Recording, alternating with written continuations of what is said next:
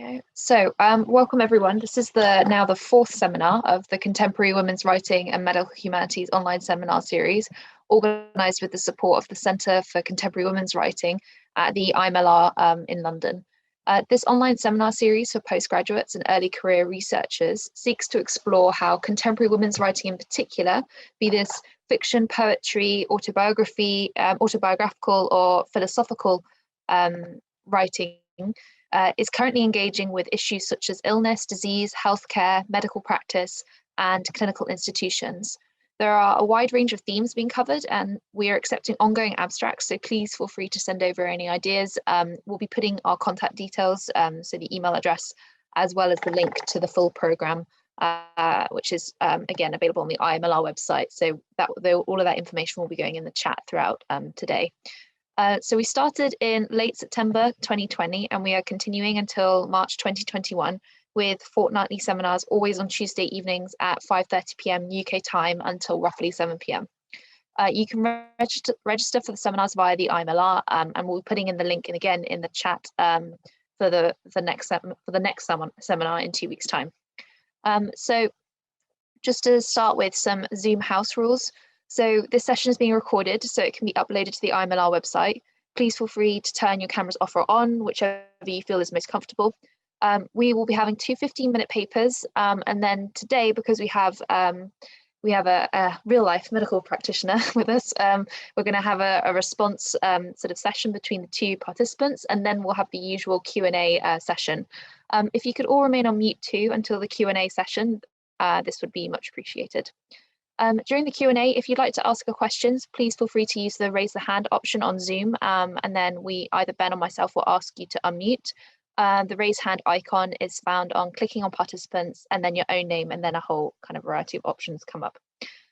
You can also type your questions into the chat throughout the papers, and then we'll roughly do them. We'll do them in kind of like a rough chronological order during the Q&A. If you're not comfortable with voicing your own question, you can again ask one of us to read them out, or you can read it out yourself as you prefer. And that is, I think, my introduction and my spiel done. So I'll leave it to Ben now, who's going to introduce the theme of today. Thanks very much, Becky. So yeah, the theme today is sexuality, sexual pain, and sexual pleasure. And as Becky said, we're going to do it slightly differently today and start with Jennifer Dingra, who is a medical practitioner in the NHS, and then have Hannah's paper, and then have a kind of response from Jenny to Hannah and vice versa before we start the Q&A. So I'll just present our first speaker, which is Dr. Jennifer Dingra. So Dr. Jennifer Dingra is an NHS doctor and sexual health advocate. Alongside her medical career, she has worked with organisations such as SEXPRESSION UK, BASH, and the British Fertility Society, and has also contributed to academic journals. She has presented at national medical conferences, guest lectured at University College London, and has experience giving interviews for television, radio, podcasts, and print media, speaking about important topics in sexual health and sex education. So thank you very much, Jenny. I'll give the mic over to you. Hi there. I'm just going to share my screen. One moment. Perfect. Are you able to see that? Yeah, that's great. Brilliant. Well, thank you very much to Ben and Becky for inviting me to speak here today. As Ben said, I'm Dr. Jennifer Dingra, and I'll be one of the first speakers up. I just want to say it's been a really interesting series so far, and this in particular is definitely a topic that I'm really passionate about. And also as a clinician, I'm also really excited to hear from Hannah Laurett's perspective as well. So I'm really looking forward to that. So firstly, I'm going to speak a little bit about myself and my work in sex education and sexual health, but also how sexuality, sexual play, and sexual pleasure has played a key role and influence in my professional life as a doctor and also as a medical journalist. I just wanted to start with a quote, which I think is quite interesting. So as a medical professional, I found that the medicalization of sexual pain in relation to sexual health and women's health has always been the focus of consultations relating to sexuality. So I think this quote, "By acknowledging pleasure, we can better understand sexual health as a state of physical, emotional, mental, and social well-being in relation to sexuality." I think that really expertly sums up why sexual pleasure, as opposed to a primary focus on sexual pain, should play a key role in sexual consultations. So I'll go into this in a bit more detail later. But it's kind of about this idea of reinforcing a positive dialogue around sexual pleasure, as opposed to having it as an alien concept in clinical practice. So a bit about me. I am an NHS doctor and a GP trainee who kind of ended up in the world of sexual health and sex education while I was at university. So alongside my medical career, I've done a lot of work in relationships and sex education with SEXPRESSION UK, sexual health advocacy, and also in sexual health writing as well. So obviously, as a GP trainee, I'm currently doing my hospital rotations, which means that unfortunately I was drafted in as a key worker and a frontline worker throughout the COVID pandemic. So I have a few fetching pictures of me wearing full PPE, which is something that my patients have to see on a daily basis. But and currently I'm actually on obstetrics and gynecology, which makes this kind of topic even more relevant. So a bit about kind of my background. I actually have a master's degree in biological sciences from UCL, and that's where I also got my MBBS medicine as well. So my interest in sexual health actually did begin in my biology career, where I studied a lot about microbiology and sexually transmitted infections. But it wasn't actually until I started my medical degree that I kind of got really involved in the world of sexual health. And that all began with my volunteer work for an organisation called SEXPRESSION UK. So a little bit about SEXPRESSION UK. They're a near-peer, independent UK charity whose aim is to empower young people to make informed decisions about relationships and sex. And they do this by running informal and comprehensive sex education sessions in the community, covering kind of a wide variety of topics, such as sex and consent, contraception and STIs, and bodily changes, as well as sexual orientation and gender identity, with a focus on LGBT inclusivity as well. All of the sessions are very open and inclusive, but they also have a primary focus on sex and pleasure positivity as well. So it was with them that really I began my kind of career in sexual health. And through them, I actually then had the opportunity to become the externals and press director on the National Committee of SEXPRESSION UK. And that's kind of where my journalism career really began to take off. And through that, I was able to do some fantastic things, such as speak at national conferences, do interviews with print media, such as The Guardian, visit Parliament. And then I kind of did my first podcast, as well as TV interview with them as well. So alongside that, I was able to also contribute to some academic journals in relation to things like fertility awareness and sexually transmitted infections.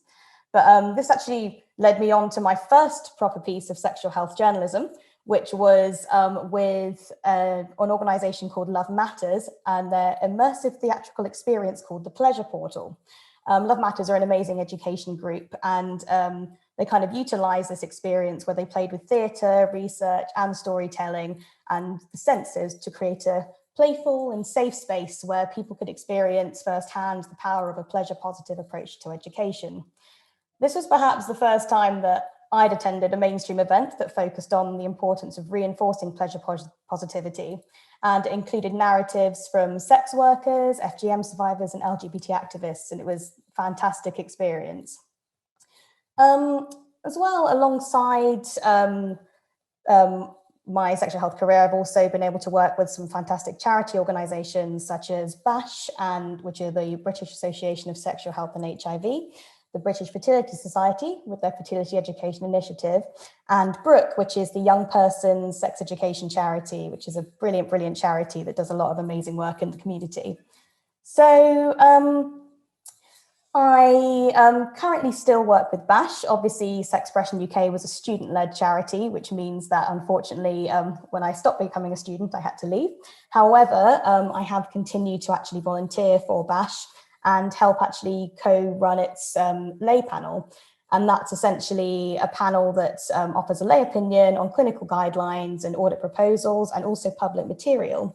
And it includes members of the public, from representatives of sexual health voluntary sector organizations, and also young people's groups, as well as sexual health professionals. So actually it's something that we're always looking for members from all walks of life to join. So that's definitely something that is available to anyone. So it was really kind of through my work with sexual health that I was able to kind of forge my own pathway as a sex and pleasure positive medical writer. And with this, I've been able to kind of speak on topics relating to women's health and sexual pleasure, as well as debunking sex myths. So there's a couple of the kind of excerpts that I've done with media outlets such as the Metro, Glamour Magazine, and Bustle as well. So I guess the thing is, how does this all relate to my clinical practice? So we're coming to another quote again, but this was actually also taken from the Love Matters Immersive Experience, the Pleasure Portal that I was part of. So yet when it comes to talking about sex, sexual rights and education, the subject of pleasure is taboo. At best, it's seen as fluffy or a luxury, something to discuss once the real issues have been addressed. At worst, it's a dirty word, visceral, fundamental, emotional, deep connected to our sense of well-being. We ignore pleasure at our peril. So in kind of my experience, I found that it's almost a societal expectation that women are brought up to experience pain, but also be ashamed of pleasure. And I mean, this was mirrored in my personal experience of sex education, where we would focus on things like menstrual cycles and painful periods, as opposed to things like female reproductive anatomy and sexual function of the clitoris. Even when kind of talking about the idea of losing one's virginity through kind of the heteronormative penis and vagina sex, the first thing people would discuss was the anticipation of pain or discomfort, as opposed to the exploration of pleasure. But this kind of concept also applies to clinical practice too. So the idea of kind of patient empowerment being linked to sexual pleasure is certainly a concept that is often misunderstood or sometimes off limits to some clinicians. And the fact that pleasure can be explored both openly and positively in a clinical setting is quite often met with some trepidation during a consultation. I find kind of that pain is thus viewed as an accepted diagnosis for women in a medical setting. And women can thus present with lots of different issues surrounding sexual pain relating to vulval and vagina discomfort, such as endometriosis, vulvovaginitis, vulvodynia, vaginismus, and fibroids. However, as clinicians, we tend to focus on treating the physical symptoms as opposed to viewing sexual function from a holistic approach. And we tend to kind of glaze over the emotional, mental, and social well-being aspects. The kind of clinical discussion therefore tends to center around how to prevent pain as opposed to how to allow pleasure. Personally, I feel this means patients are more likely to present when their pain symptoms are a lot more severe, and are also less likely to ask questions around their sexual pleasure too. So I guess the question is how we can help as clinicians. So personally, I think what's really important is that we educate clinicians, so doctors and nurses, on how to take an inclusive and comprehensive sexual history. I think sexual history is one of the most important parts of the patient history. And it shouldn't just focus on things like sexual pain. So interestingly, how we refer to sexual pain is dyspareunia, which essentially means, difficulty to lie with. So it's already got that kind of negative reinforcement there. So instead of just focusing on things like dyspareunia, to also focus on things like sexual pleasure, but also kind of empowering people to do simple things like get regular STI checks and, safer sex practices as well. I think as well, it's also really important to have early discussions around sexual pleasure, and especially the preservation of sexual function for those who are seeking medical or surgical intervention for gynecological issues. I think as clinicians, we should thus be able to create an open environment and then empower our patients to speak about their sexual pleasure and then ask questions about it as well. And finally, I think it's quite important to use our clinical expertise to help raise awareness on sexual function and sexual pleasure too. So I just kind of wanted to round off my presentation with the same quote that I said before. By acknowledging pleasure, we can better understand sexual health as a state of physical, emotional, mental, and social well-being in relation to sexuality. Thank you for listening. Thanks so much for that, Jenny. That was, oh, sorry, my video's not on.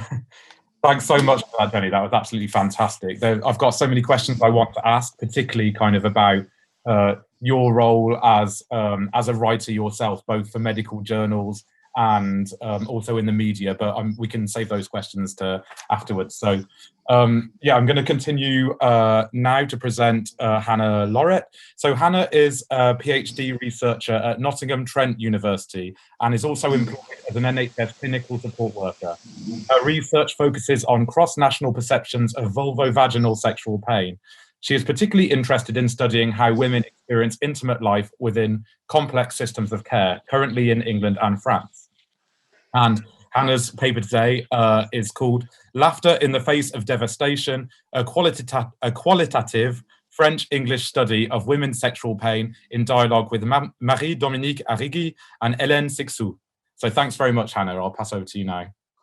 Thank you very much. And thank you very much for your paper, Jennifer. That was fascinating. I'm just going to share my screen. So hopefully you'll be able to see my PowerPoint in a second. Okay, so I am kind of picking up that thread there about pleasure as well as pain. And this is going to be a lot more kind of cultural theory based on the previous one. But yes, I am frontline NHS as well. I'm a clinical support worker, but my PhD is a qualitative study of French and English experiences of sexual pain. So let's get started. So the context and the study design, the comparative element, I'm comparing, I've done interviews with women and with healthcare professionals in France and England. France and England, because the healthcare systems are similar in some ways in that there are public elements in both, but in France, there also seems to be the more private insurance element. And this is something that I'm really, really interested in, how having mutuals and private insurers, as well as this public healthcare, can influence the decisions that patients might make, that clinicians might make. And the interviews that I've done, which have been semi-structured, have just been to see how women experience these kind of things and whether we can bring some themes out that can influence future practice. Why is this important? So I think I couldn't have followed on from a better presentation to explain why it's important. And I'm kind of following on. I want to see it in a positive light, and that's one of the reasons that I chose laughter for this presentation today, because I think that it can be really empowering to just have a good laugh at something that's actually causing you quite a lot of grief and quite a lot of pain. But it's important because these problems are relatively common, actually. It depends which statistics you look at, which conditions they name, because some conditions can interact. But yeah, they are relatively common. And I know kind of anecdotally that when I speak about this project, which I speak to anybody who will listen about, everyone says, oh yeah, well, actually it hurt me a couple of times, or, oh yeah, I've got a friend who had that. And actually opening up that dialogue is something that a lot of the participants I interviewed said was really helpful for them. It's important because it affects a lot of people on a very, very basic level. So the design of the PhD, which is not massively what I'm going to focus on today, but it came from a literature review. This was something that I noticed in my own practice at the hospital as a support worker, that those conversations weren't really happening that much about pain and pleasure, even on gynecology and midwifery wards, where I would be expecting to hear a lot about pleasure and pain. And, you know, if people had quite serious tears, I wasn't hearing those conversations about pleasure. And that's kind of where the idea came from. At the moment, I think you can see on the slide, the structure of the PhD. I'm on the results by theme section. I've still got about a year left. So I'm just bringing thematic concerns that's come out of the semi-structured interviews that I did into a kind of simplified way. And I will be sending this to clinical commissioning groups and to the participants who are involved eventually. So one massive thing that I've focused on in this PhD study around the cultural theory side of things is the construction of voice. And the quote that you see there, I am sorry, there are a lot of chunky quotes in this PowerPoint, but this was kind of my priority, was to phrase things how the participants I spoke to phrase them themselves. So that's why they're so chunky. There is devastation in sexual pain. A lot of the participants that I spoke to had lost relationships. They felt they'd lost their sense of self. But there also seems to be a lot of monotony, a lot of going back and forward from GP or hospital appointments, a lot of coordinating their own care. And a lot of participants I spoke to said they were bored of it, to be honest. And this is something that I feel is really, really important to discuss. In considering representing participant voice for the PhD, one thing I've had to think about quite a lot, and I think this is really important, is whose voice I'm representing. So a lot of the studies into sexual pain and pleasure that I consulted in a cross-national frame were from monogamous, heterosexual relationships. So they weren't casual sexual encounters, they weren't between people who identified as the same gender. And this is something I've really noticed. And in my PhD, I have represented, I hope faithfully, some of the more marginalised voices that I don't see represented in other areas. But I also think we can always do better. And this is something that I see almost no publishing about in the literature consulted for my literature review. I've not seen any cross-national literature on sexual pain that represents queer voices. There might be some, but I haven't yet found it. So this is something that I've really wanted to consider as I went along. And this nice quote underneath from Troubling the Angels, I feel really sums it up methodology-wise. It's about trying not to make a spectacle of the women who are sharing their experiences with you, but also trying to make something of the experiences that have been shared. And I'll speak a little bit about that later in the final slide, where I'll speak about the impact of the project. Okay, next one. So this is the bit that I find the most exciting. Listening to some of the participant voices, we've got the French above and the English below, the French in bold. And this is something, if you see in blue, where I've highlighted that the participants have been laughing, this is something I noticed in almost all of my interviews, that there was so much laughter. I would expect, researching something like sexual pain, there were tears, there were all sorts of emotions, but there was so much laughter. And I came away from a lot of these semi-structured interviews kind of feeling like a connection had been made. But also, you'll see in the next one, in the next Participant Voices England slide, there were times when I was caught completely off guard. There was a paper released a couple of years ago suggesting that women who consulted routinely for sexual pain be screened for personality disorder characteristics. And this is something that I have kind of written and read widely around. But I asked a couple of the participants in my study about that.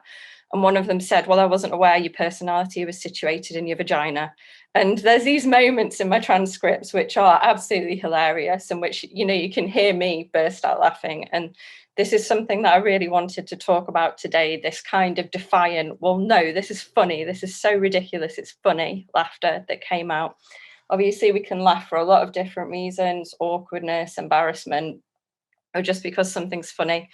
But something that I noticed a lot in these transcripts was this kind of defiant laugh. Both of these quotes from the French interviews seem to represent this for me. The first one, the participant was saying that she was having a difficult time maintaining her job. She couldn't sit down. She was constantly having to lie down. But we see that she's laughing about it, and that she's laughing at kind of the absurdity of the situation. The second quote on that slide there is from one of the participants who had a skin condition, and she was given a cream, and she'd gone round and round and round telling different practitioners that this cream didn't work. But she was brilliant. She was laughing her head off about it. And this is something that, again, I've seen repeated through the interviews. So back to the English side of the participant voices, which is a little bit shorter. Again, if you want to take a little read through of those, the the quotes, they're not funny, or I don't find them personally funny. The first one was from a participant saying she suffers PTSD as a result of her experiences trying to get care for her sexual pain. But she was one of the most hilarious people I've ever spoken to, and there was a lot of laughter coming out in that one. The next one, no one wants to go to the doctor to tell the doctor their vagina is hurting, and the participant laughed. The next one, I think this was from the same interview as the second quote there, but that was one of these ones where the laughter was so sudden that it caught me off guard, and I burst into laughter myself. So we've seen those quotes from England and from France, and I just want to draw it together a bit more on the cultural theory side of things, because this is kind of largely the structure that my PhD takes, by referencing Quelle Histoire de Crabe, which is a compilation of blog posts from Marie-Dominique Arrigui, who passed away from breast cancer. But she'd been writing her, she was a journalist, and she'd been writing a blog online for the whole diagnosis and treatment journey of her cancer. And the book, I would highly recommend it. It is very upsetting in parts, obviously. She did die at the end of it, but it is hilarious. She is hilarious. She is incredibly dry. And the way that that narrative is kind of framed, as you can see in these two quotes here, it's about making the journey of her cancer into her own narrative and expressing it in her own words. In the second quote you'll see there, I think this just really sums up the kind of tone of the book. She is getting progressively worse, her cancer's spreading, and she needs to rehome her 2 cats. And just the tone of, oh, I can't think of anybody, everybody I know already has feline material. It's that kind of shrug, that kind of and this is something that, again, I saw a lot in the interviews.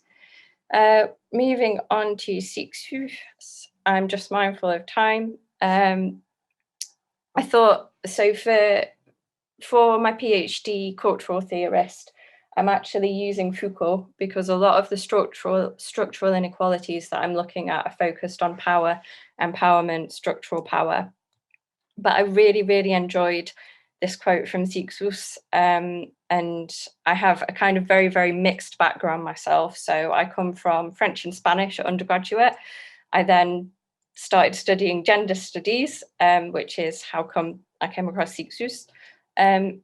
Then I completed part of my nurse training, and then I got onto the PhD, where I've continued to work as a clinical support worker. But this quote from SEXPRESSION, which is taken from her really, really famous The Laugh of the Medusa, it's just, to me, it sums up perfectly this defiant laughter, this idea of defiant laughter. The Laugh of the Medusa is about kind of coming to writing and learning to write the self. And it's just this idea of defiance, the Medusa is this thing that is feared and people worry about, and no, you can look her straight on and she's not scared and she's laughing. I just popped the quote underneath there. SEXPRESSION's quote about one uniform, homogenous female sexuality, as I felt that this was a really, really important quote to include in there on the cultural theory side of things, because that's something I've come across a lot in the methodology for my PhD, that there is this idea of women's sexuality or women's pleasure. And I think something I've asked a lot along the way is which women, because there seems to be in a lot of the studies that have already been done, of course, like mine, mine's not generalizable. It's a small group of women that I interviewed, but it's important to ask who this narrative represents and who, as a researcher, I'm representing in the results of my study and in the themes. So to finish, I think that moving forward for the PhD, and more in the results section once I have more concrete results to share, I think that I will be paying extra attention to the non-monogamous and structurally marginalized voices.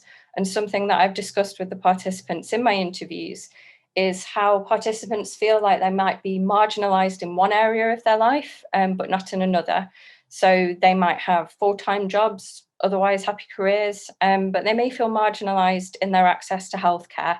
And this is something that I really want to develop as my argument moves forward. In terms of impact potential, that wonderful academic word that keeps everything moving.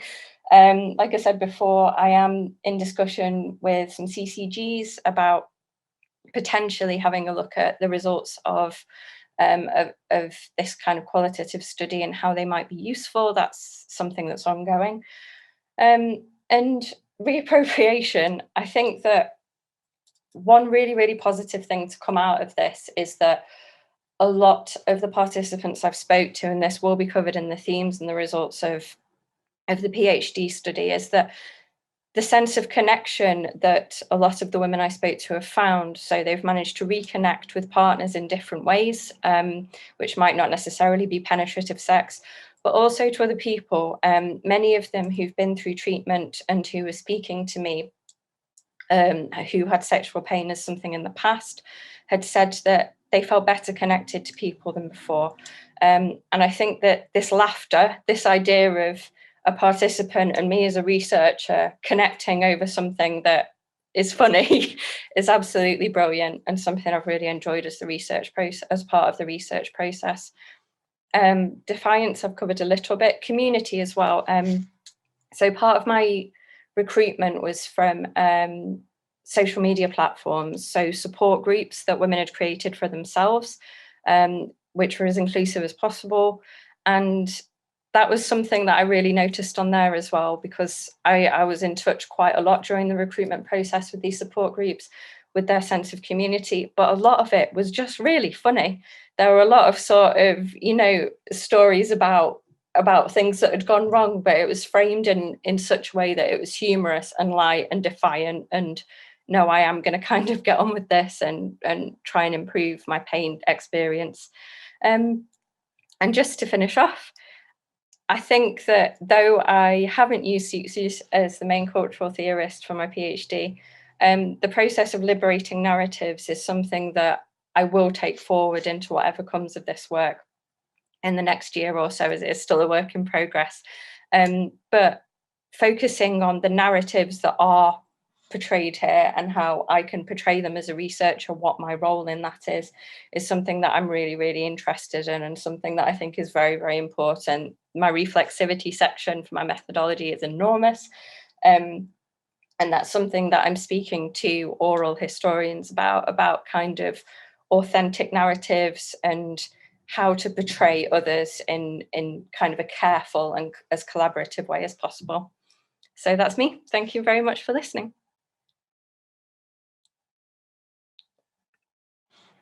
Thanks so much, Hannah. That was absolutely fantastic. And already there's so many dialogues between your paper and Jenny's paper.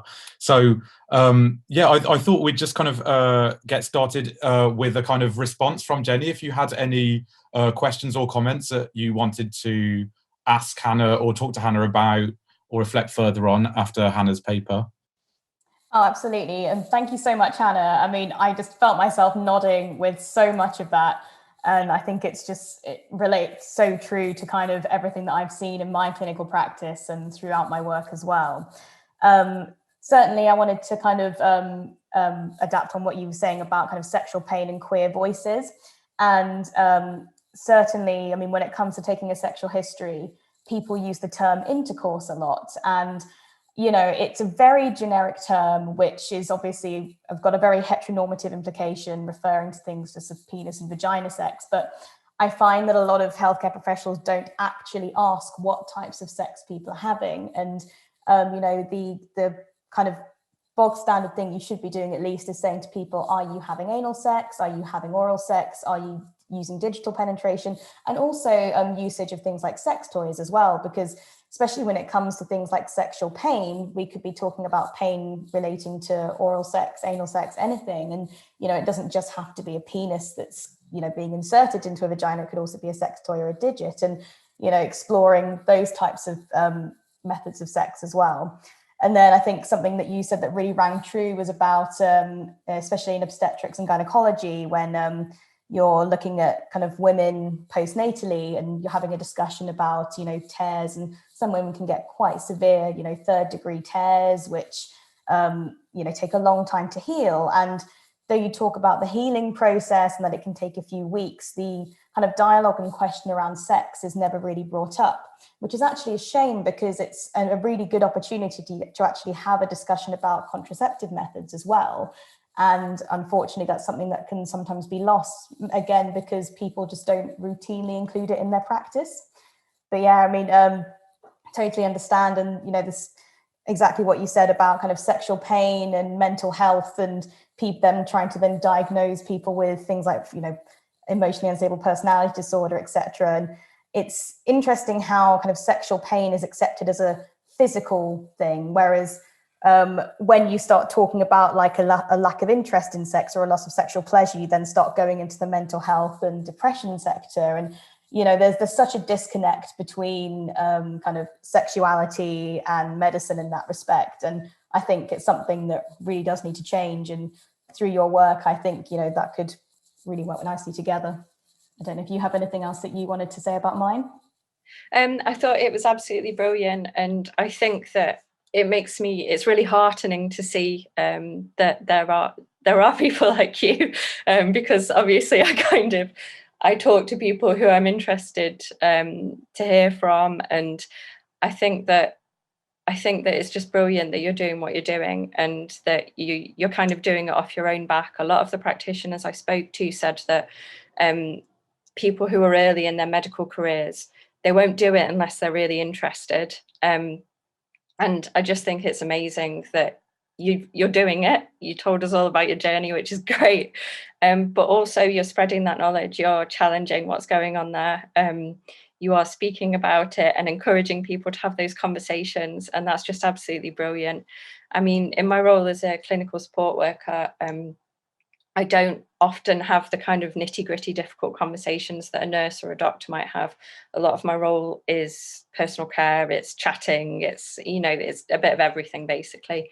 But I think when those important conversations are had by doctors and nurses, sometimes I can hear myself kind of saying like, oh, thank goodness she asked, or, oh, thank goodness she recognized that this was an issue. And I think that it's just so heartening to hear that, you know, there are people like you who are aware and that you're spreading that knowledge, and that you're making sure that others are aware that, yes, okay, this isn't always something that's just your traditional penis, vagina sex. You know, people, of course, people can experience pain with sex toys or fingers, but I'm not sure that I've ever really heard that asked about, you know, even in areas where personally I'd expect that to be. So yeah, it was brilliant. I have so many questions for you. I've just been writing them down. But yes, thank you so much for chatting about that. I was going to say thank you very much as well, Hannah. I mean, I think the work that you're doing is absolutely incredible. And the fact that you're taking these clinical narratives and actually understanding, you know, what women have been going through. I think laughter is an absolutely amazing way to kind of help reinforce that positivity around things. And it's a shame that we have to sometimes rely on, you know, things on laughter to be the only thing to support people through this. And that's why I think that's really inspired me to want to do more to kind of help reinforce that positivity, because you know, laughter is a joyous thing, and you know, sex positivity and sexual pleasure should be a joyous thing as well. And you know, we shouldn't just be focusing on the pain aspects, we should be focusing on how we can help people improve their pain but also improve their pleasure. And you know, kind of talking about like the different sexual practices, it always kind of is relating to intercourse, penis and vagina sex, but very rarely I've heard about people asking about you know, sexual pleasure in relation to masturbation and things. So yes, you might have pain in penis and vagina sex, but are you still able to enjoy things like masturbation, clitoral stimulation, you know, different kind of sexual practices? And I really wish that would kind of be asked more in the clinical setting. And it's really interesting to kind of hear from what you've said about how it is still that kind of normative approach. But like I said, thank you so much. Yeah, thank you. And just to kind of build on that a bit more, I think that what you're saying about holistic approaches are really important, and that the kind of laughter, the laughter element for me ties in a bit there. Working, for example, on short stay gynecology wards where, you know, women are miscarrying. The first couple of times I worked on there, I remember thinking, this is going to be horrendous. And obviously the women on there and the families are going through something very, very difficult. But again, there is so much more laughter on there than I expected to ever hear. And it is something that I think is part of a holistic approach. If a patient or a service user wants to laugh about something that you don't find funny, well, okay. You know, if it's a defiant laugh, it's an embarrassed laugh, it's all about, I think, communicating and kind of taking the narrative of what the patient or the service user is bringing to you and working from that. And yeah, it's great what you were saying about holistic approaches and about taking into consideration the socio-cultural elements of things. And yeah, really heartening. So thanks. And actually, just to add on to that, I mean, I absolutely agree with you in terms of the what you were saying about the laughter amongst service users and patients. And you're right. I mean, it almost, like you said, adds a human element, which sometimes I feel in clinical practice can be forgotten when you're going to the more kind of core areas like of medicine. But actually, I mean, things like gynecology, and actually when I was working in mental health, I've never had such a laugh with patients, with service users, with colleagues. And it's that kind of thing where it creates this, like I said, human aspect and self-awareness about what's going on. And it just makes it a better working environment for everyone. It makes the patients and service users feel more comfortable. And I really enjoyed working in psychiatry because of that, and almost considered it as a career. You know, it's, like I said, it's something that can only be a positive thing. And I hope other areas of medicine kind of follow suit when it comes to dealing with patients and the narratives. Yeah, I hope so too. Thanks so much. We've got a few questions that have come up. So I'm just going to pass it over to Amelina, who has a question. She says, thank you for these really fascinating papers. I have a question for Hannah about laughter and shame, and one for Jenny about birth, pain and pleasure. So Amelina, do you want to come on the camera? Yep, that's fine. Thanks, Ben, and thank you both for your really interesting and stimulating papers. So I have a question for each of you, and I'll start with Hannah. So I was really enjoying what you were saying, Hannah, about laughter as defiance, and also this. I suppose it got me thinking about the idea of laughter as something, as an emotion that can be shared much more easily than, you know, it's difficult to share in somebody else's pain, but laughter is that sense of connection is much more palpable. It's much more something that's more easily transmitted. At the same time, laughter, as you mentioned at the end, that laughter can also be about a response to embarrassment. It can be a sort of a feeling of not being quite at ease with a situation, of not knowing how to communicate a different emotion as well. And I wondered if you could say something about how laughter has come up in your interviews and with the participants in that kind of relationship to shame, and whether what kinds of other emotions laughter could be masking or could act as a sort of a displacement for. So that's my question for Hannah. And Jenny, I wanted to ask you about birth, and I was thinking about sort of the narratives of birth that tend to circulate, that tend to be quite polarized. You have on the one hand medical narratives of birth, which tend to focus more on birth as an experience that involves pain, and pain is something that can be controlled in some ways through clinical intervention. And then on the other hand, you have narratives of birth, I'm thinking of sort of birth manuals in particular here, which can be sort of the ones which are all about empowerment and agency and advocate, connection with one's own body and hypnobirthing and things like that. And in some of those kinds of narratives of birth, you have a focus on the idea that birth can be something that is almost euphoric. And I was wondering about whether you had any thoughts in relation to that idea, and whether birth specifically as an experience in the clinical setting might be an interesting way to think through that sort of dichotomy of pleasure and pain. So that's a bit of a kind of roundabout way of asking a question, but really just to kind of ask your thoughts on that. Shall I go first? Is that all right? So yeah, I think that laughter to cover kind of embarrassment perhaps is something that was openly discussed with participants. I had a couple of quotes which were sort of, "Oh, I'm laughing," and to kind of, there would be a silence and then maybe a laugh, and then the participant would start talking again. But this is one of the reasons why I chose semi-structured interviews as the format, because it really allowed, I think, more space than perhaps an online survey might have, for participants to speak about things at their own pace. And yes, this was something that did come up repeatedly, that there was laughter that was perhaps there to represent some awkwardness. But I think what I chose to do in the transcription process was to represent it every time that a participant laughed, just as participant laughs, and then to kind of take what they were saying after that as kind of the important part of text for analysis, without losing the fact that it was preceded by a laugh.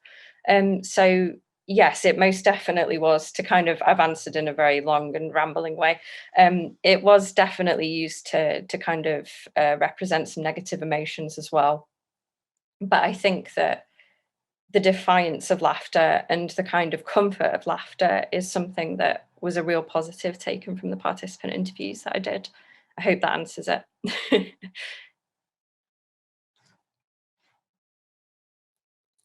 Perfect. And are you happy for me to go next? Yeah, so I'm kind of answering your questions around birth, pain and pleasure and that kind of thing. I mean, you're absolutely right in the sense that there can be quite a clinical aspect of the birthing process, and sometimes it can feel a bit stilted when you're reading those manuals. But actually, in my experience, the holistic approach is actually, especially when you're getting to the labour ward and on the birthing unit, the wonderful thing about kind of labour ward is that it is midwife-led. And the thing about midwives is that they very much practice this kind of holistic approach, taking into consideration, the parents' wishes and, exactly what they want from their birth.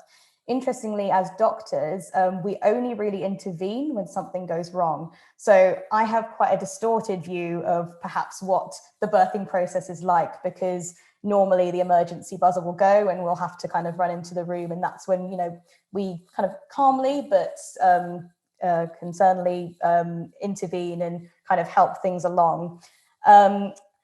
One thing I will say is obviously it really depends on the individual. Some people's birthing stories, I've heard absolutely wonderful things of how they've had really lovely moments and, they've been able to have the type of birth they wanted, be that, water birth or home birth and things like that. Whereas others, have said that it was very painful and it was something that they weren't sure they want to go through again, but then they come back and have a second baby and are thinking, why am I doing this to myself again? But like I said, it really depends on the individual and that person's experience. I've actually had, luckily as a medical student, I was able to shadow midwives. So I was actually able to have a nice birthing experience. And I saw myself a water birth of a lady who, she'd had previous children and she came in and it was absolutely lovely to see. Baby came out very quickly, wonderfully. And, you know, it all kind of went about in a very nice setting. So for me, that was actually a really nice thing to witness, because it did show me that birth doesn't have to be this, you know, painful kind of urgent entity. But actually, yeah, it's like I said, every person's completely different, and their experience will differ as well. So it's a interesting concept. Thanks so much, Jenny. We've got two questions on the chat, and then I can see that Claire also has her hand up. So we'll go for the two on the chat and then to Claire after that, if that's all right. Catherine says, amazing, thank you both so much. I have two questions, one for Jennifer on sex education and another for both on sex in the media. So I'll hand over to Catherine on that. Right, sorry. So yeah, I was really fascinated by both of your talks, and particularly that you're coming at this topic from a more of a clinical perspective. Both of you, I think, is really interesting, and not one that I'm familiar with myself, although my partner is also a junior doctor. So some of the stories that you were saying as well, in particular Jenny, I've heard his encounters of anyway, so I've got two questions, and also sort of a bit of a recommendation actually for Hannah, of something that you might already be aware of, but I think might possibly be interesting, whether or not it feeds directly into your thesis, but just something to be aware of from culturally relevant. So the first one I'll ask is more for Jenny. My background personally, I'm a trained secondary teacher. And so I was really interested to hear about your involvement with charities that look at sexual health education and sex education and things, and some of the things that you were pulling out on your opening slides about the topics within sex education that they look at. It really struck a chord with me, because my own experience of the schools that I've worked in, the training for teachers, and obviously this is not representative of every school, but in my experience is pretty dire. You know, it's something that's really quite difficult to talk about. And I think that's something that you've both talked about, Hannah in particular, this idea of like the nervous laughter. And when you are that adult in the room who's trying to field these questions from 12-year-olds, 15-year-olds, 16-year-olds. So I wondered if, was it BASH that you say you're involved with now, if they have any involvement with, I think you said there's a lot that's community-led, but whether there was anything actually working in schools, or even working at the level of, in my teacher training as a secondary teacher, maybe we had one afternoon talking about RSE, and I think that was it. But when you're actually there in the classroom, you want to be able, well, personally, I wanted to be able to provide accurate information and to create an environment in which the children felt comfortable to ask any questions that they wanted to.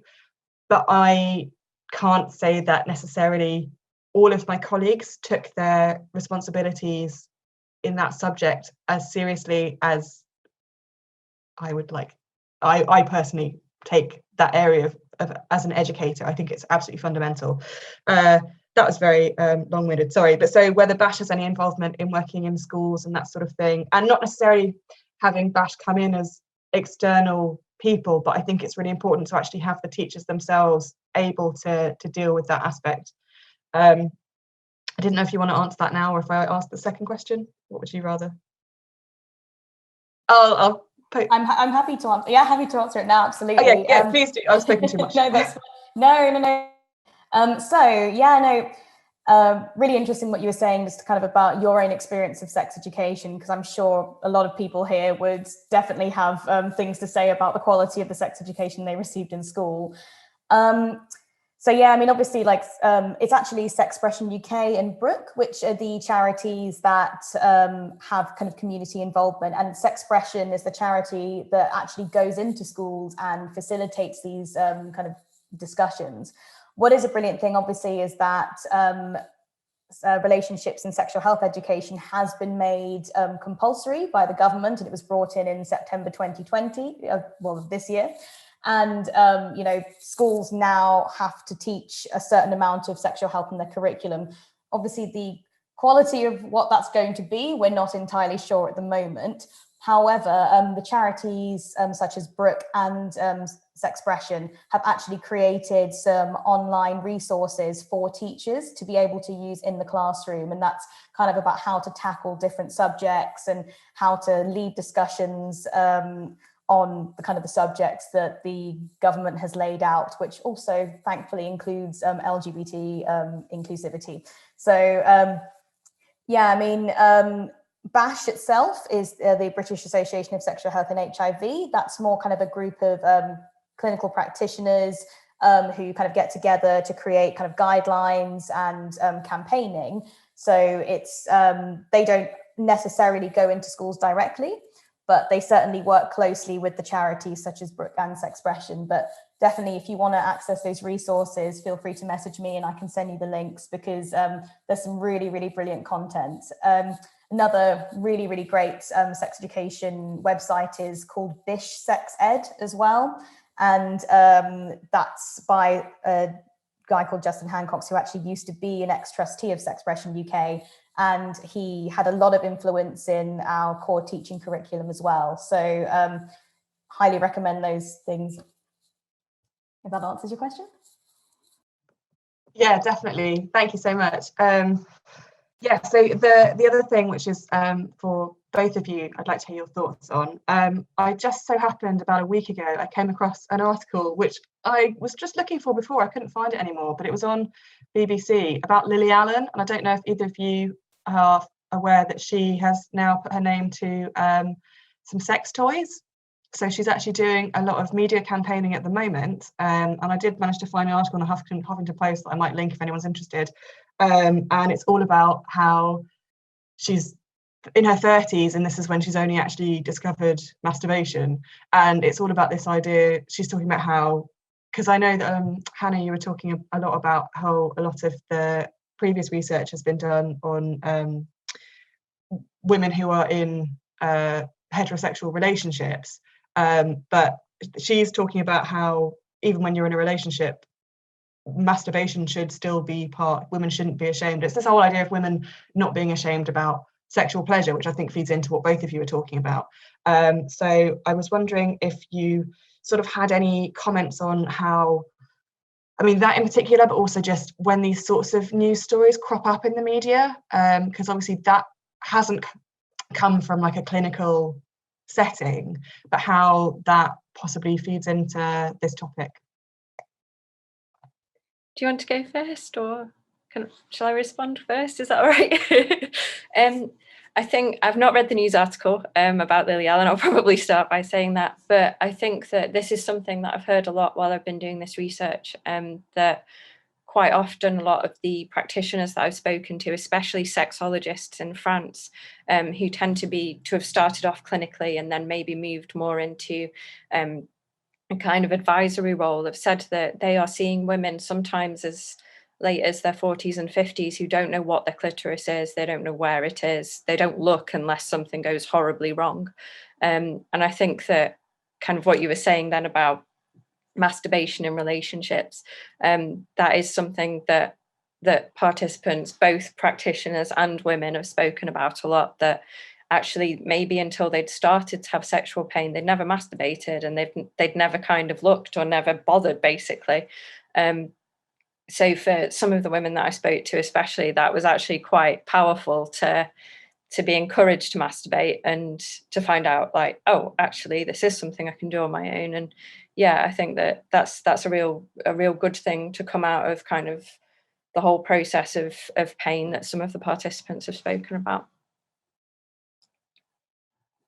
Yeah, so I actually haven't read that article either, but it definitely sounds like something that I'm going to go and look at afterwards. Certainly from what you've said, it sounds like it's a very empowering piece. The fact that, she's come forward, is actively discussing, utilizing things like sex toys, especially from such a kind of prominent celebrity figure. Obviously, you can always take some articles with a pinch of salt around the wording that they use, but I think it's, absolutely vital that people do talk about things in relation to pleasure, and especially coming back to what you said, Hannah, about women not knowing kind of how to pleasure themselves, almost that pleasure is perceived as something that is owned by their heterosexual partner. So it's something that is given to them by their partner, as opposed to something that they explore themselves and negotiate themselves.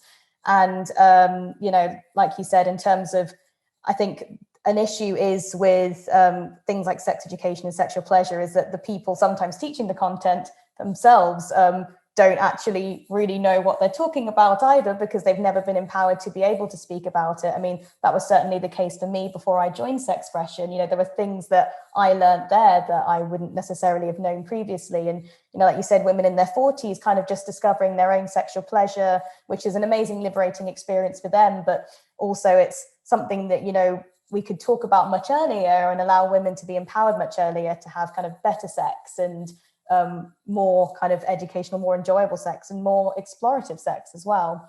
And I think, yeah, like sometimes, you know, like we said, pleasure in the media can almost have like this kind of fluffy, fun appeal. But I think having kind of hard, visceral stories like that, talking about people's own journeys is, I think it's a cause for good, to be honest, and can be very inspiring.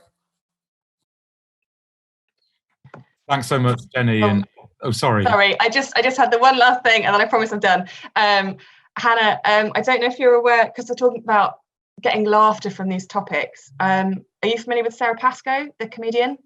I know her name, but do I need to look her up? You really, really do. So it's Sarah, S-A-R-A, Pascoe, P-A-S-C-O-E. Okay. And she's written 2 books. So she is a comedian, but she's written books of like sort of like social science, looking at, one of them's called Animal, and it's about the evolution of the female body. So a lot about female reproductive organs and sexual pleasure, etc. And her second book is called Sex, Power, Money. And so that obviously has a lot about sex and female pleasure and things. But also she's got on iPlayer, she's got a 6-part TV show that is on at the moment. It's called Out of Her Mind. And one of the issues, she doesn't really specifically talk about sexual pleasure, it's more about love and pressures to get married, etc. But she talks about, and this is true, her actual abortion that she had when she was, I think in her late teens, that Sarah Pascoe actually had, and she's sort of autobiographically talking about it in the programme. And it's this getting the fine line between this kind of tragedy, coming to terms with what she's, it's a great book, but also trying to find the laughter in it. So I just thought it might be an avenue to explore. Also, she's just ace. So even if there's nothing for the thesis, it's well worth it. Anyway, thank you both so much. It was wonderful. Thanks very much. And sorry, I was going to just say one thing actually. Yeah. Sorry, just in response to you, Catherine, the article that you posted, I've actually just had a quick look, and it looks like they've utilised a sexual health journalist, brilliant sexual health journalist by the name of Alex Fox. So highly recommend that everyone read that and look more into her content as well for some like really empowering things. Thanks very much, and thank you, Catherine, also for putting the link there so everyone can see that link, hopefully. So I'm going to go one more question in the group chat, and then to Claire, who's got her hand up. So a question from Polly, who says, thank you to both of you for such interesting papers. I have a question for Hannah. I was wondering whether you ever found yourself unable to laugh when your interviewee participant laughed, e.g. if you personally found the subject too painful to laugh off, and what you would do in that situation, and how important you think it is for laughter to be shared in order to be defiant. That's an absolutely excellent question, thank you. Yeah, and it's one I've reflected on as part of the write-up for my thesis. Yes, that did happen. That participants, for example, some who'd experienced sexual violence or been in physically violent situations, had reported things and were laughing, and I just couldn't laugh along with that. And it was difficult, but I think that we spoke about, with every single participant that I spoke to, we did a recorded interview. I gave them a sheet, but then once I turned the recording off, I did a little conversation with everybody, you know, for as long as we needed to kind of talk it through. And when that did happen, that was something that I spoke about when the recording was off. So I don't think laughing at something that I don't find funny is particularly in my nature, which makes it easier. I'm not very good at pretending I find something funny when I don't. But that is something that we covered kind of when the recording was off, or when the recording was on, if it was necessary, with each participant. And I think one of the good things about continuing to be in touch with participants after the interviews have taken place is that often I can kind of see, because the recruitment was through social media, how they've constructed their own narratives, and I can speak to them about the way that I've portrayed them in quotations or themes or results or whatever that might be to come from this project, and just check that that's kind of all right with them, because obviously we're going to differ on what's funny and what's not. And on defiance, I think that a lot of the interviews were face-to-face pre-COVID, so that was very easy for me to make notes while the recording was going on of kind of bodily gestures that suggested defiance, and also on video, on some of the video calls that I did in the interview. But yes, I think the way I term defiance here, and actually I've shot myself in the foot here by not kind of defining defiance before I started. But I think anything that kind of suggested a strength on the part of the participant is what I'd consider defiant. Something where they were explaining a difficult situation or something they found very challenging or shocking, but that they were laughing and showing that they were connecting with their strength. That's kind of what I meant by the term defiance. But yeah, thank you both, really excellent questions and points there. Thank you. Brilliant, thanks very much. So I'll pass over to Claire, if you want to say your question. Hello. Hi there. Thank you both for really, really fascinating interventions. It's kind of just an observation, really, for Jenny, first of all, which is that you both you didn't touch on it, but a lot of your source material, secondary material, was from literature to do with HIV/AIDS. And I'm just thinking about things to do with clinical structures and power structures, and how part of the reason why HIV medicine and nursing in particular have been so revolutionary was because the patients and the medical staff were kind of learning about things at the same time, which broke down really instrumentally those kind of habitual hierarchies of power. So you have patients kind of empowering themselves by learning about what was going on, and then the medical staff working alongside it. So you had a much more kind of activist-based collaborative partnership between patient and medical staff. So it was kind of an acknowledgement of that, really. And then for Hannah, I was interested that you turned to SEXPRESSION, but also I wondered if you were familiar with, he's controversial in his own way, but the narrative therapy that is exposed by Michael White, the late Michael White, and Epstein, and if that would be something that features in, would be useful in your analysis of these constructive interviews that you had. And I think it's really brilliant to touch on the humour of all of this. I volunteer for Samaritans as one thing, and it is very much a coping mechanism to talk about very dark stuff in quite a way that you really wouldn't want anyone to overhear, actually. And that use of humour as a way of diffusing something that's difficult and as a kind of defence mechanism, I think, is something that's really, really important. So thank you. Thank you. That's a great recommendation. I'm not familiar with him, so yes, I've written that down. Thank you. And absolutely, I can't agree with you more that it's thanks to HIV medicine and all the fantastic work that was done around that's kind of inspired the new wave of genitourinary medicine.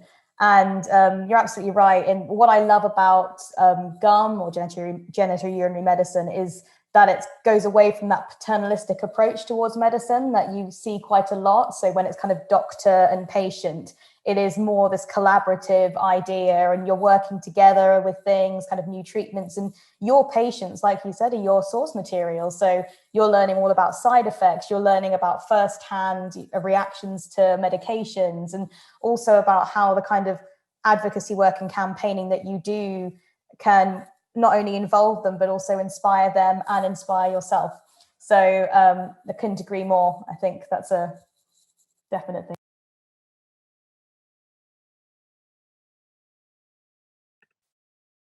Thanks very much. Remember to keep putting your questions in the chat if anyone else wants to ask a question, and I'll get to you immediately. In the meantime, I had a quick question for you both, actually.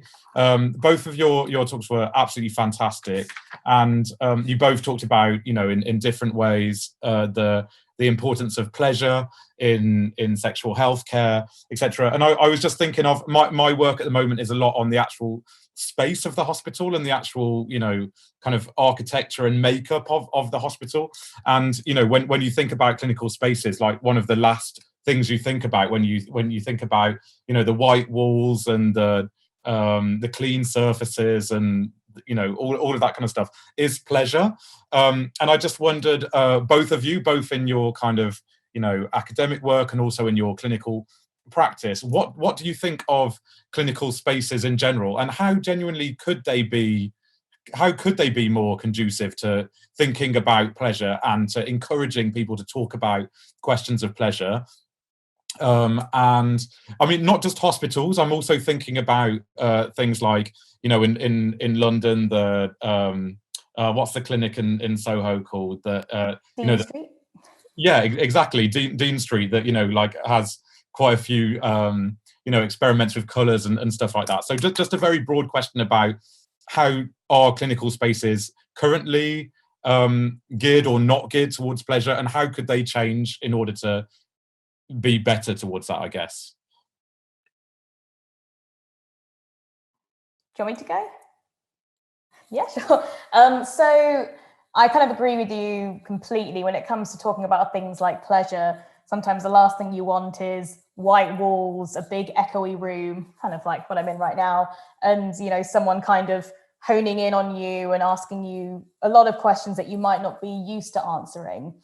Certainly if you go to a gum clinic, and you look at kind of the decor that's around, there's a lot of rainbows, there's a lot of bright colors, there's a lot of things that are kind of showing positivity, and like almost like it's a room that looks like a home, which feels more accepting. And I think it's that acceptance that kind of is what makes gum clinics such a unique environment.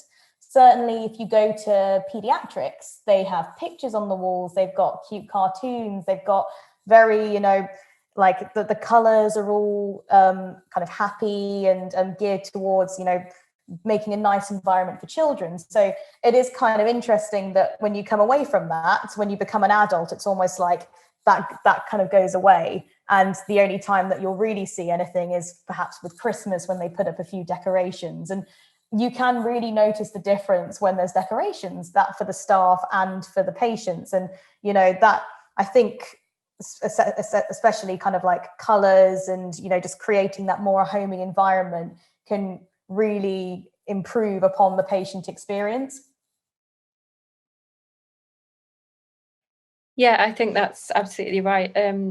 And I think from kind of anecdotally, just from working since COVID started, I think a lot of patients have kind of remarked to me that it's actually quite a lot nicer now just to sit in, for example, outpatient waiting areas, which are way more spacious, because obviously there has to be space now.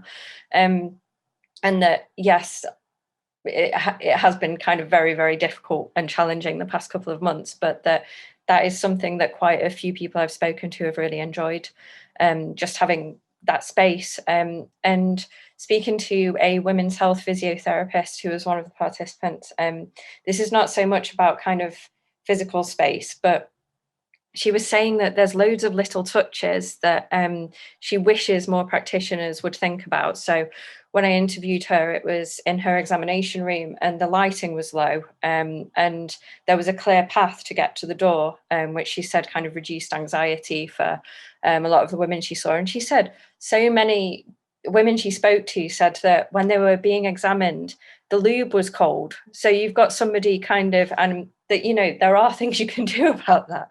There's lots of little touches that can make the whole environment a lot less intimidating. She says she's got a radio in there that sometimes she puts on. And yeah, I think that being aware, and that's something that's really helped me in my own work at the hospital, of kind of being aware of how it might be, like how I might be okay with it because I'm used to it, but what are the little things that actually we could do here without really changing that much, that would make it a bit more pleasant, and if not pleasurable, kind of less awful. Yeah. Absolutely. If it's okay if I can add on to something that Hannah's just said. I mean, when you were talking of Hannah about the lubrication jelly, definitely in my experience of when you're doing speculum examinations, obviously if you've got that kind of very open, very cold clinical space, it makes the examination a lot more difficult. I'm sure people here who've had cervical screening or smear tests have noted that it can sometimes be not the most comfortable thing. And especially your practitioner and your environment makes such a difference to that. And, having things like, a welcoming space, using, calming terminology and small things like making sure that the lubrication jelly is warm, or just, allowing people to laugh as well, really relaxes people's vaginal wall muscles. And so that tension doesn't happen, and you can view the cervix a lot more easily, and actually the examination is a lot more quick.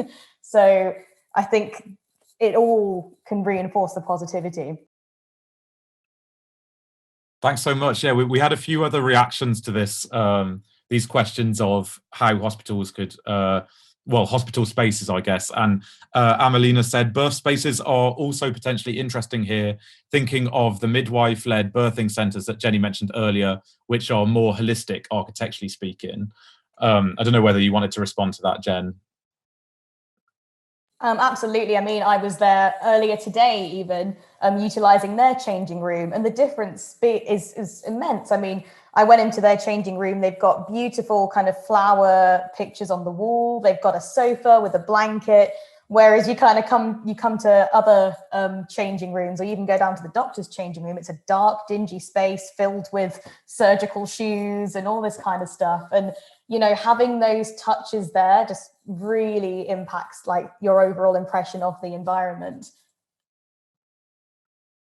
We've also got Adina, who says, I feel that it's very important to note that Dean Street is built to remind you of a pleasure space.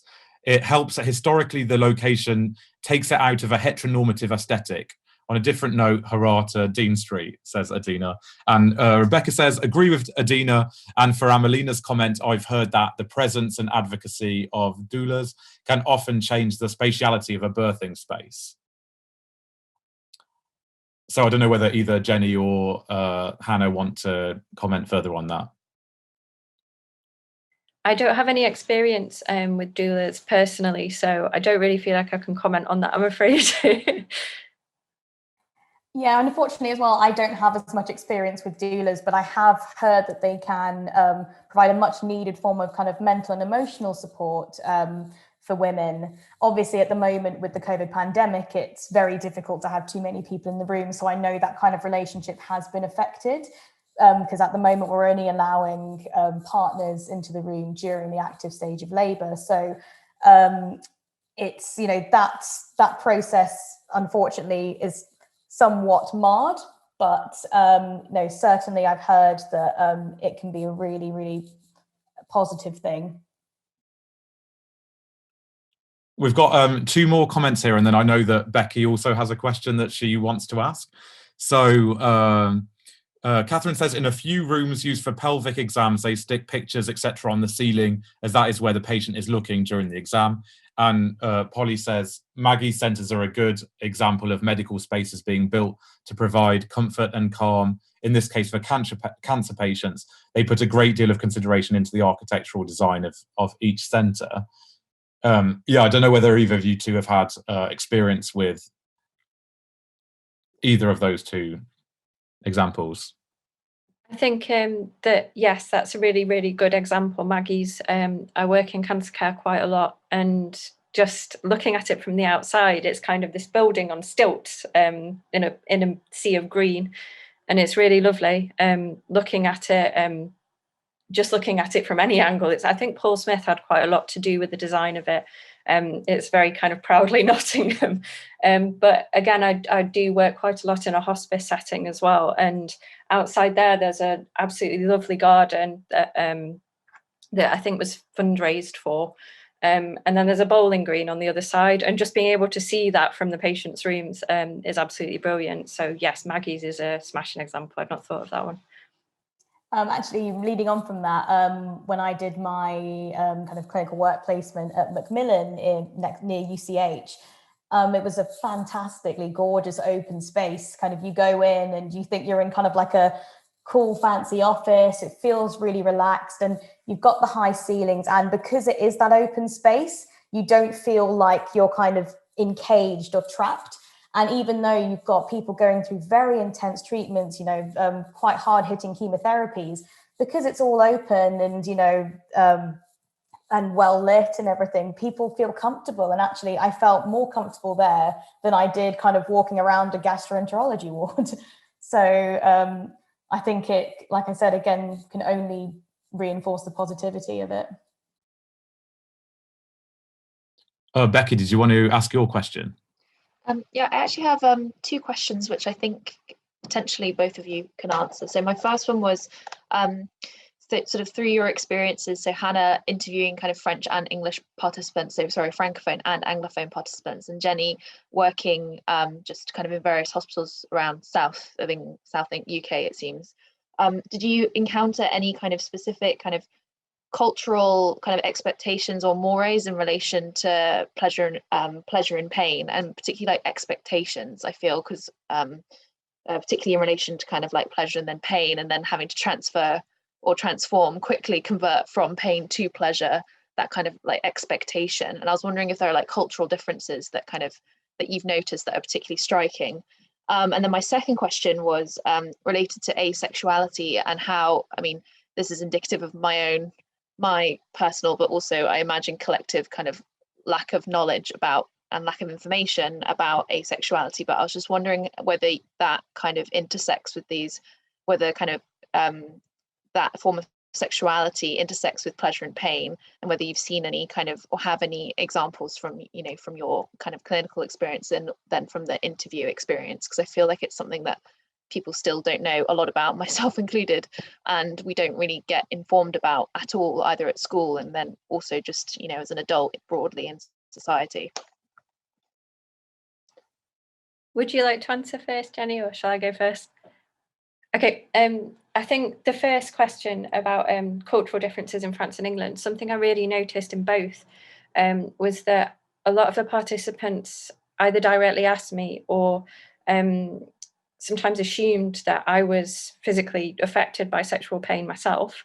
And that was quite unexpected for me, and something that I spoke to my supervisory team about, something that I've read around, that kind of presumption that I could share in that narrative.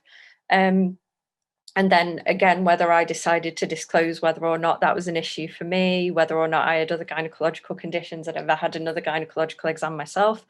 But yes, that was across both countries. I had a lot more difficulty recruiting in France. I have kind of come up with several hypotheses for why that might be. Part of the reason, I think, was because I wasn't there on the ground for a lot of it. I was based in England, and a lot of it was done over social media. But I think that the word of mouth recruitment of participants in France seemed a lot faster, and a kind of participants dropped out a lot less on that front. And I think that was mainly for women who are still affected by pain. So I had a mixture of women participants who were affected by pain and who had been. But yes, I think that's kind of what I'm working at the moment to kind of bring together more of the comparative elements. So I can't speak massively about that. And on asexuality, that's not something that I've looked into hugely. The participants for this study were self-selecting, which is one of the things that I am having to address, because obviously the narratives that I've got are what the participants brought, and none of those were asexual. But it is something that I think is really important, and it is something that perhaps if participants didn't speak about identifying as asexual or kind of term it that way that was discussed in the interviews. They were saying, I'm not interested, and actually that's fine. And that's something that did come out a lot and that I really did notice. So yeah, that's a really good kind of future thing for me to bear in mind. So thank you. Yeah, kind of coming back on to the asexuality thing. I mean, asexuality the definition can be very different depending on the person, and every kind of asexual person's experience is different. Kind of the idea of kind of asexuality is that it is a sexuality, in the sense that it's some people, they just don't experience sexual attraction. And that doesn't necessarily have to be kind of a medicalized thing or a negative thing. It could just be a personal thing. And though they don't experience sexual attraction, it could be that they have romantic attraction, aesthetic attraction, or physical attraction to others. But it's just that they might not just have a libido. But for them, that might be their norm. I think the thing in kind of clinical practice is when you've noticed a change. So if you're someone that's really enjoyed sex previously, and then you find that you're kind of experiencing pain, not having pleasure in the same way, or you're not as interested, then that might be an acute change that may make you want to kind of look into it further. However, kind of with people who are asexual, like I said, it can just be their norm, and it's just, for them, that's how they go about their life. And it doesn't mean that they don't have romantic relationships. It just means that they might not be interested in sex. Thanks so much, Jenny. I realise that we're coming towards the end of the hour, and I know that some people have to get off quite soon. But I'm just going to go for one last question, because I know that Pippa has a question, and yeah, so I'll go to Pippa now. Hi there. So I just wanted to say firstly, thank you. They were both really interesting talks. And my research interest is very much focused on sexual violence against women, and how this is kind of defined both from a cultural perspective, but also from a forensic perspective. So basically what counts as rape. And what I thought was really interesting is the idea of, women's agency traditionally having been negated completely or just not mentioned, and the idea that, sex is something that is done to a woman by a man, and how this can feed into kind of reframing sexual violence. I know there's some literature which suggests that, sexual violence should actually not be termed sexual because it has nothing to do with sex. It's more structurally just a violent crime. And I was just wondering how this focus on sexual pleasure versus pain kind of might feed into that. I don't know who wants to go first. I think that is something that several of my participants spoke about, and I think that to kind of look at it holistically in an academic way, not in a clinical way, in that this is a violent thing that happened to somebody, but it completely is personal to them, how they interpret that, how like the meaning that has for them, and how they want to deal with it. So some of the participants, that I spoke to who'd experienced sexual violence had chosen not to do anything with that, had chosen not to prosecute, and spoke to me about that. And it was kind of one of the things that I was very aware of, kind of linking the pain that they were reporting to me and these violent acts together, and kind of just going with how they interpreted, what their interpretation of it was. That perhaps they might say something quite off the cuff, and I'm thinking, actually, I'm kind of not comfortable with whether that was consensual or not. But I think the priority for this, for me, was to listen to the way they'd interpreted it. And if they interpreted it as sexual violence or as something that didn't cause pain but caused subsequent pain, whether that be physical pain or other types of pain.